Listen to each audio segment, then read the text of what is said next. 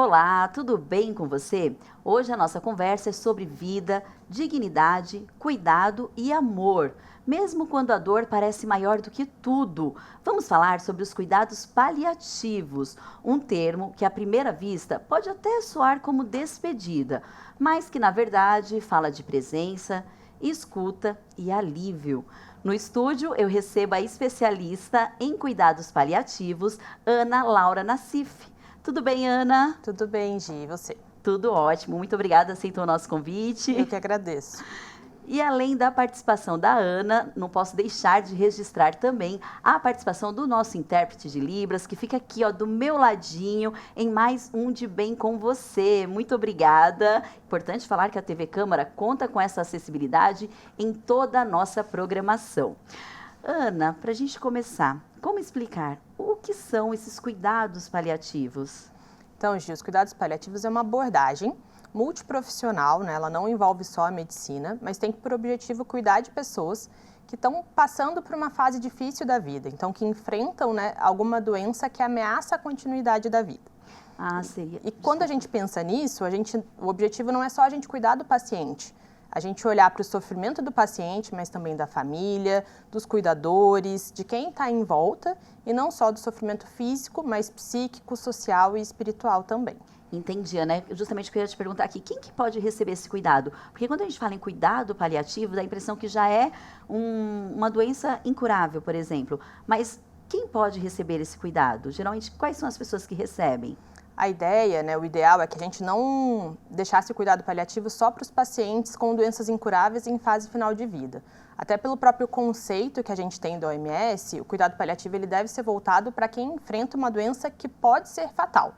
Então, doenças que podem ser fatais são muitas. Então, a gente tem o câncer, insuficiência cardíaca, insuficiência renal, cirrose hepática, pacientes em UTI, todos, a maioria das vezes que estão em UTI, provavelmente tem a sua vida ameaçada de alguma forma. Então, seriam todos candidatos a receber o cuidado paliativo. Entendi, Ana. E tem o cuidado paliativo e o cuidado curativo. Não sei se a expressão está correta, mas qual que é a diferença entre esses dois tratamentos? No câncer, né, a gente vai ter o cuidado com o oncologista, que é o cuidado visando o controle da doença, seja com o objetivo de cura ou não, seja com o objetivo de controlar a doença, e o cuidado paliativo ele anda junto, com o objetivo de cuidar melhor dos sintomas, em melhorar a qualidade de vida para que esse paciente continue com o seu tratamento modificador de doença, mas também tenha um cuidado voltado para ele como pessoa e não só para a doença dele. E quando que é indicado o cuidado paliativo, doutora? Quando que vocês falam assim, olha, agora a gente precisa entrar nesse tratamento com o cuidado paliativo com esse paciente específico? Idealmente, a gente deveria iniciar de uma forma precoce. A gente tem até alguns estudos que mostram, além da melhora da qualidade de vida, quando o cuidado paliativo é inserido precoce nos cuidados, mas também aumento de sobrevida, ou seja, o paciente vive mais e melhor. Isso principalmente em estudos ligados aí à oncologia. Mas, infelizmente, a gente ainda vive um contexto de muita escassez, né, de profissionais na área e de não ter muito acesso a isso. E muitas vezes a gente vai entrar mais no cuidado voltado à fase final de vida. Mas o ideal é que a gente inicie precoce, próximo ali do diagnóstico de uma doença importante. Já que você falou desses profissionais da área, qual que é o médico que trata especificamente dessa área da medicina? Todo médico pode e deve fazer, né, uma atuação geral em cuidado paliativo, mas a gente também tem um médico especialista nisso, que é o médico paliativista. Mas a ideia é que todo mundo pratique, assim como todo médico pode tratar uma pressão alta, diabetes, o médico pode e deve controlar a dor, controlar outros sintomas, que são atuações em cuidado paliativo.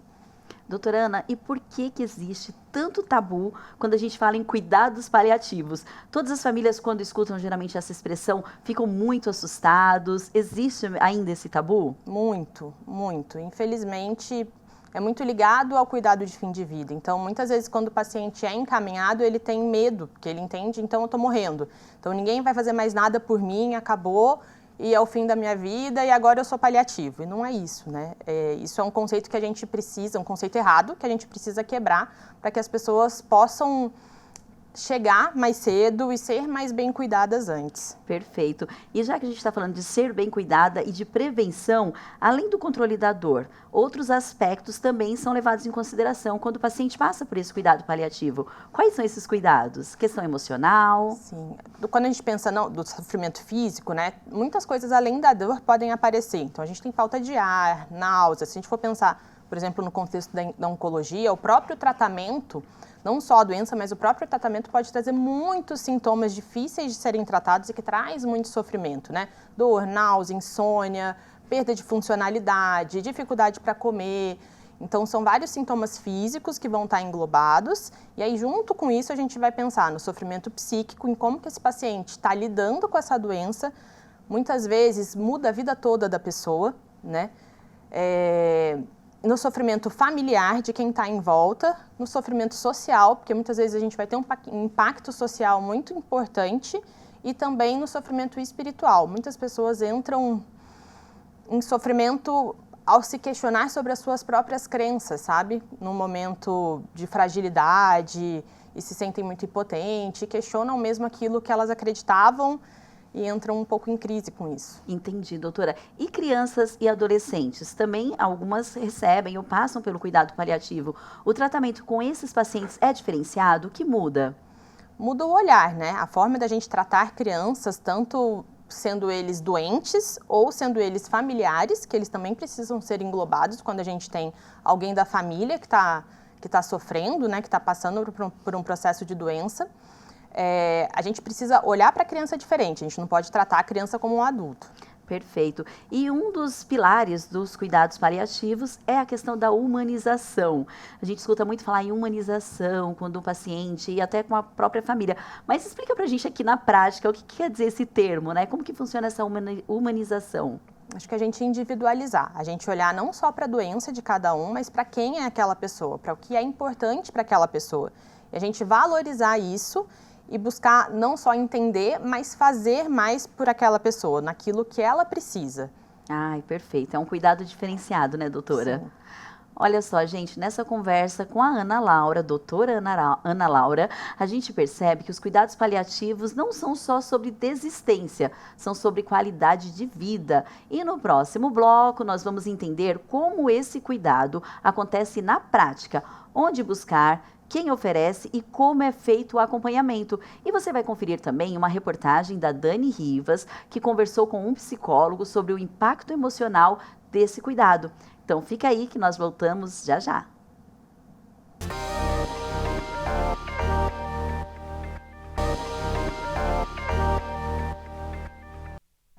Estamos de volta e o De Bem com Você de hoje fala sobre cuidados paliativos.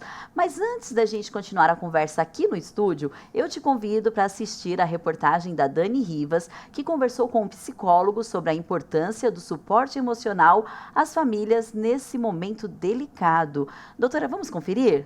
Vou passar aqui. Pessoal, tudo bem? Olha, o programa de hoje está falando de um tema muito sensível e delicado. Muitas pessoas sequer gostam de tocar nesse assunto, que são os cuidados paliativos, quando, infelizmente, não há mais o que ser feito clinicamente. Eu vou conversar agora, então, com o psicólogo Gabriel Maia, que vai falar com a gente, porque é um período ali muito delicado, né? E aí a família, ela já vive um pré-luto, né? E é preciso tratar disso também. Sim, esse luto antecipado, todas as emoções geradas pelo diagnóstico, pela questão do início desses cuidados paliativos, culpa, ansiedade. Então, assim, tanto o paciente como os familiares serem acompanhados por uma equipe multidisciplinar, que tenha psicólogos, psiquiatras, que consigam dar bastante informação, tirar bastante as dúvidas e acompanhá-los nesse processo todo, isso é vital para que esse diagnóstico e passar por esse período tão difícil que por si só já é extremo, já é muito aversivo, passar da forma mais harmônica possível. Gabriel, cada um lida com a dor, com o luto de uma forma, mas quais seriam ali os sinais para que a família possa procurar, né, deva procurar uma ajuda psicológica?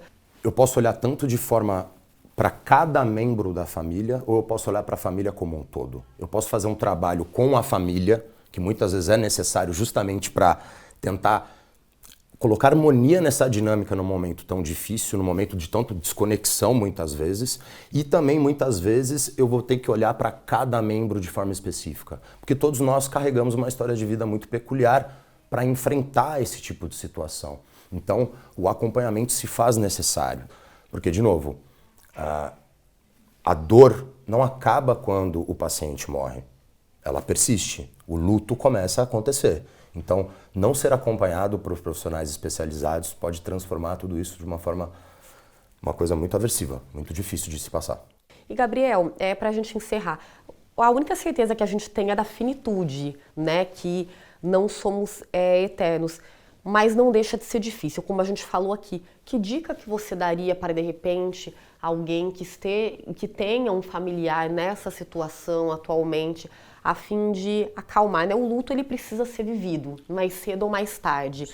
Mas como lidar com essa questão também, sendo que a gente tem essa certeza, né? Sim.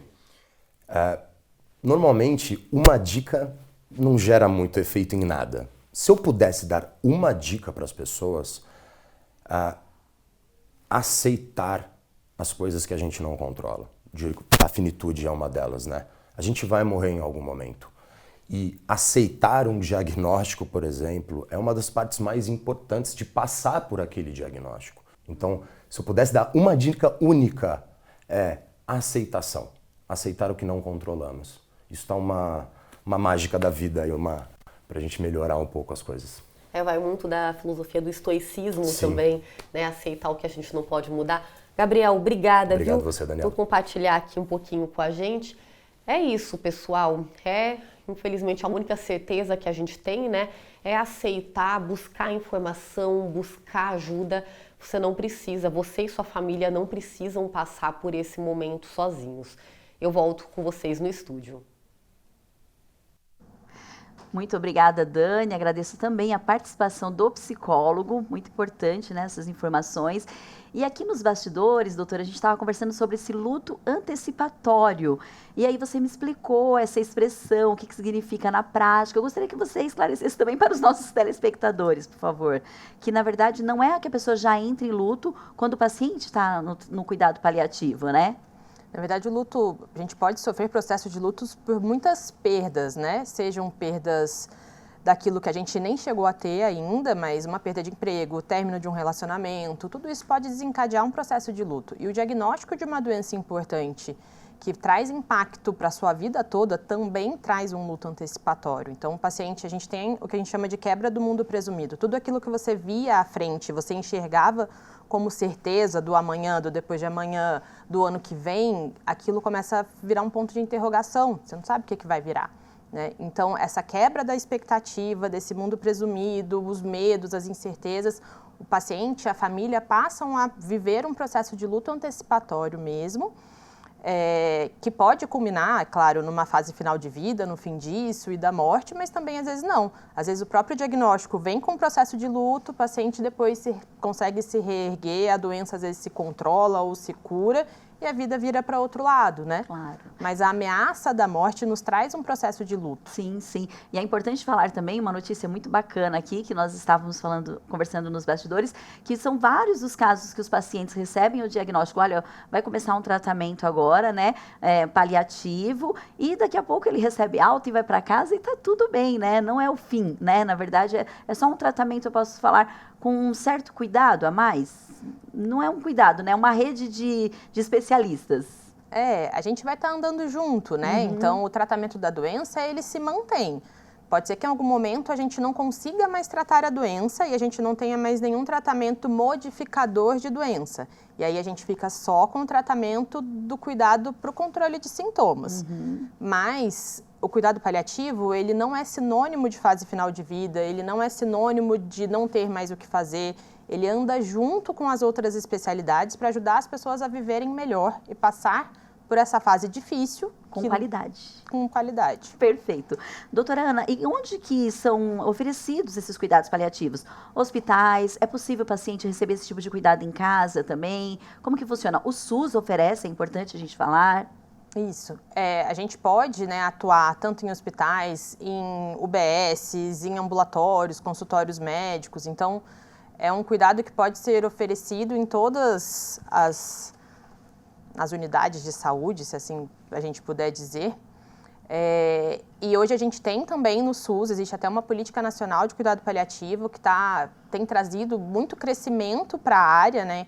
Aqui na região a gente tem, aqui em São José a gente tem, dentro da oncologia do Pio 12 a gente tem cuidado paliativo para os pacientes do SUS, então é uma coisa relativamente recente, mas que está em crescimento e que ajuda muito. Perfeito, ajuda bastante mesmo. E o paciente, ele tem voz ativa no plano de tratamento quando ele começa a receber o cuidado paliativo? A ideia do cuidado paliativo é a gente valorizar, né, o paciente, o que é importante para ele, respeitar a autonomia dele. Então, quem dita o que vale para esse paciente é o próprio paciente, né? Ninguém conhece melhor ninguém do que a própria pessoa.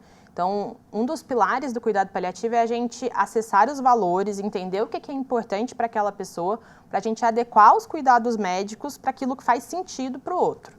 Existe um limite de cuidados, de tempo de cuidados paliativos? Não. Não existe. A gente vai seguir junto o tempo que for necessário. Perfeito, muito bom. Olha só, gente, bom, uma conversa muito importante aqui, né, no De Bem Com Você, como nós já falamos algumas vezes, um assunto que as pessoas não gostam, às vezes, de tratar, mas que é preciso e que fala sobre vida, esperança, né, cuidado, tratamento. A finitude implica na certeza da morte, ou seja, a consciência de que a vida terá um fim. Essa ideia muitas vezes gera reflexões sobre o sentido da vida, a importância do presente e a necessidade de aproveitar cada momento. No próximo bloco, nós vamos falar sobre finitude, escuta, luto antecipado e como esses cuidados vão além do físico. Então fica aí que a gente já volta.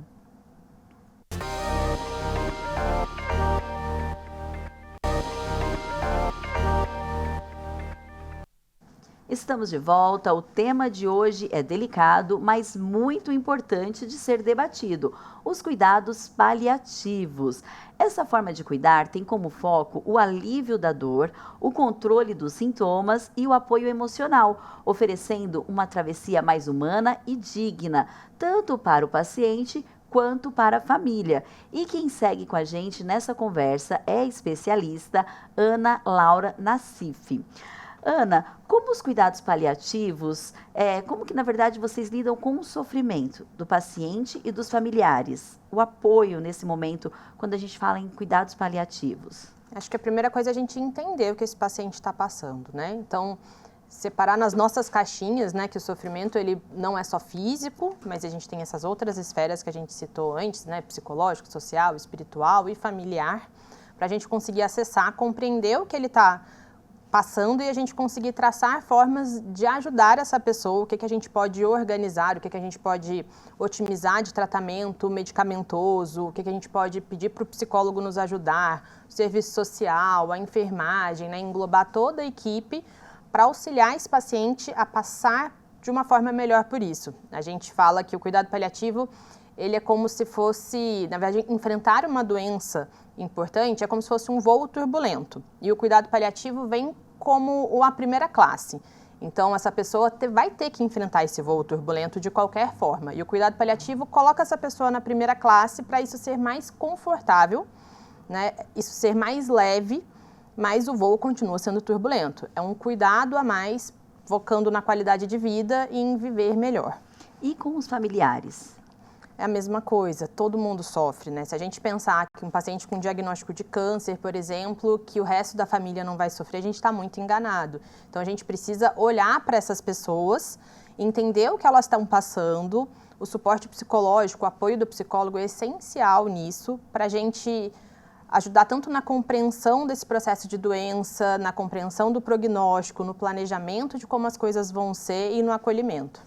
Perfeito. Doutora, já que você falou do psicólogo, qual que é a rede de especialistas que compõem esses cuidados paliativos? Eu imagino que são vários profissionais ali juntos para tratar desse paciente e da família do paciente. Mas quais são esses profissionais? Vai depender muito das demandas do paciente, né? Mas muitas vezes a gente tem a enfermagem como grandes parceiros, então médico, enfermagem, psicólogo, o serviço social, a fisioterapia também nos ajuda muito, tanto no controle de sintomas quanto na reabilitação, a fonoaudiologia para a gente conseguir manter a parte da alimentação, o engolir, o comer, que é tão essencial para a gente, né, tanto culturalmente quanto para o nosso organismo. Então, são todos esses profissionais da área da saúde que podem e devem trabalhar junto, e isso vai depender um pouco da demanda, né? Do que aquele paciente precisa para a gente pensar em quais são os profissionais que vão estar envolvidos. Porque é importante a gente falar que cada caso é um caso, né? E eu imagino também que os profissionais de saúde, não tem como, né? Vocês também se envolvem nessa questão, nesse cuidado, mas como que vocês se protegem? Como que é essa proteção? Porque vocês precisam se proteger emocionalmente também, até para conseguir tratar desse paciente ou desse assunto que às vezes implica aí um pouquinho de cuidado, ou é rodeado de tristeza, de preocupação mesmo, né? Porque vocês cuidam dos pacientes, cuidam dos familiares, mas quem cuida de vocês? Como que é esse cuidado? Acho que a gente sempre tem que estar olhando para o nosso sofrimento, para o que a gente está sofrendo, entrar em contato com o que as pessoas estão sentindo de uma forma tão clara, né? E não tão velada como a gente está acostumado às vezes dentro da área da saúde, né? Em acessar só o físico e não olhar para todo o resto envolvido, traz sim dores, né? E a gente precisa ter as nossas estratégias de autocuidado para cuidar disso. Então, cada um tem que entender ali o que te ajuda a aliviar, sabe? O que te ajuda a esparecer, o que te ajuda a se reconectar com você mesmo para depois, no dia seguinte, seguir em frente. É importante a gente falar também, doutora Ana, que o paciente que ele enfrenta um cuidado paliativo, ele tem alguns direitos. Então, quais são esses direitos, né? Para as famílias, de repente, que estão assistindo a gente nesse momento, que passam por isso, até onde que a família pode intervir, ou o próprio paciente? O paciente, ele tem o direito de ser cuidado. E aí, o ser cuidado, ele vai envolver muitas questões, né? Então, ter o acesso ao cuidado adequado, à saúde, ao controle de sintomas, né, ao suporte psicológico, isso é essencial. E a gente precisa permitir que as pessoas tenham acesso a isso. Elas precisam ter acesso a isso porque é muito sofrido, sabe? Não, é muito difícil passar por que elas passam enfrentando doenças graves. Entendi. E você já trabalha há bastante tempo nessa área. Eu gostaria que você compartilhasse um pouquinho com a gente, principalmente aquelas histórias que você vivenciou durante esse tempo, né, trabalhando com cuidados paliativos, muitos casos de sucesso, que bom, mas o que fica do médico, né? Como que é vivenciar o dia a dia de uma ala de cuidados paliativos? O que a gente aprende com isso? Acho que a gente aprende a entender que, claro, a vida tem fim e a gente precisa viver o hoje, sabe? O ontem a gente não tem controle, o amanhã a gente não tem controle. Isso não é para quem tem uma doença, a gente não tem controle nenhum, né? Eu não sei se vou estar viva amanhã, não sei se você vai estar viva amanhã. Então, não é porque a gente tem ou não tem nenhuma doença, a gente tem que aprender a viver o hoje, sabe? E o que a gente vê os pacientes muitas vezes conseguindo ser felizes apesar da carga da doença, apesar da carga do tratamento, dos sintomas que são muito relevantes. Você chega em casa grato por ver tantas pessoas conseguindo viver bem, apesar de tudo isso, ressignificando, vendo sentido para a vida, sabe? Então, eu acho que o que a gente leva, né, o que aquece o coração é isso. Ai, perfeito. E agora eu gostaria também, claro que a gente já está encaminhando para o final do programa, que você deixasse, de repente, aí, que você pudesse deixar uma mensagem para os familiares que enfrentam esse momento, né, que estão passando, ou que em algum momento na vida, quando eles precisarem passar por um tratamento paliativo de um ente querido, que eles possam lembrar dessas dicas, né, que você, com certeza, consegue passar para a gente. Acho que nunca é fácil, né? E eu falo isso porque eu já tive do outro lado, né? O meu pai faleceu de câncer e eu participei disso tudo. Então, estar junto, priorizar o cuidado da pessoa, o controle de sintoma, entender o que é importante para aquela pessoa, sabe? Porque às vezes o que é importante para ele não é o que é importante para mim. O que era importante para o meu pai não era o que era importante para mim. Para mim era ele ficar quietinho, não cair, não se machucar. Para ele era viver, era ir trabalhar, era sair, era ir na rua. Mesmo que isso trouxesse problemas para ele às vezes. Mas era isso que fazia a vida dele ter sentido.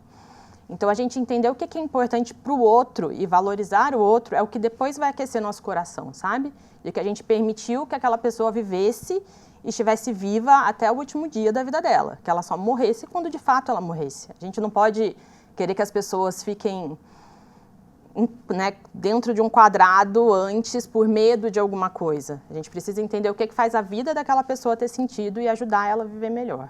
E não é sobre morte, né, doutora? É sobre viver para sempre. Assim como seu pai, meu pai também já faleceu e ele está vivo para sempre dentro do meu coração. Então não é morte, é vida. Vida dentro da gente. De alguma maneira essa pessoa permanece viva.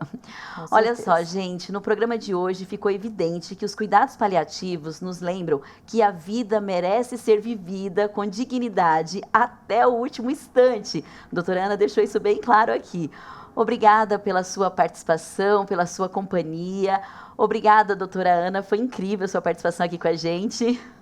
Obrigada, eu que agradeço. Eu agradeço também a nossa tradução em Libras de mais esse programa. Eu encontro você no próximo De Bem com Você. Enquanto isso, acompanhe a gente por meio das nossas redes sociais. O endereço é muito fácil, hein? É só procurar @TV Câmara SJC. Até a próxima!